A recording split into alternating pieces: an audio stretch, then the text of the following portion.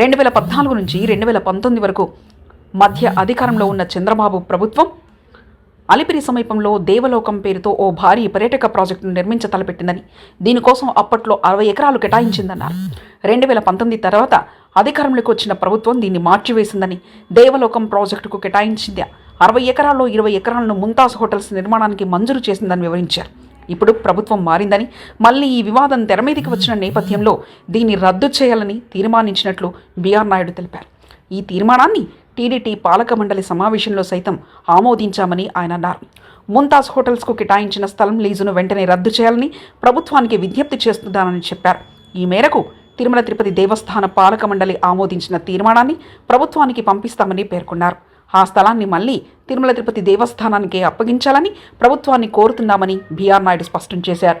అవేవి కూడా కార్యరూపం దాల్చలేదనేది తాజాగా తేలిపోయింది. ముంతాజ్ హోటల్ నిర్మాణం యథాతథంగా కొనసాగుతుందంటూ స్థానికులు మండిపడుతున్నారు. ఇదే విషయంపై తాజాగా స్వామీజీలు సైతం రోడ్డెక్కారు. భారీ ఎత్తున ఆందోళనకు దిగారు. తిరుపతిలోని టీడీటీ అడ్మిన్ భవన్ ముందు నిరాహార దీక్షకు దిగారు. ముంతాజ్ హోటల్ నిర్మాణాన్ని నిలిపివేయాలని, అనుమతులను రద్దు చేయాలంటూ స్వామీజీలు ముక్తకంఠంతో నినదిస్తున్నారు. శ్రీవారి చిత్రపటానికి పూజలు నిర్వహించిన అనంతరం దీక్షకు దిగారు. సాధు పరిషత్ అధ్యక్షుడు శ్రీనివాసానంద సరస్వతి మహా వివిధ ప్రాంతాల నుంచి వచ్చిన సాధువులు ఇందులో పాల్గొన్నారు. ఈ సందర్భంగా సాధువులు ప్రదర్శించిన ప్లకార్డులు అందరి దృష్టిని ఆకట్టుకున్నాయి.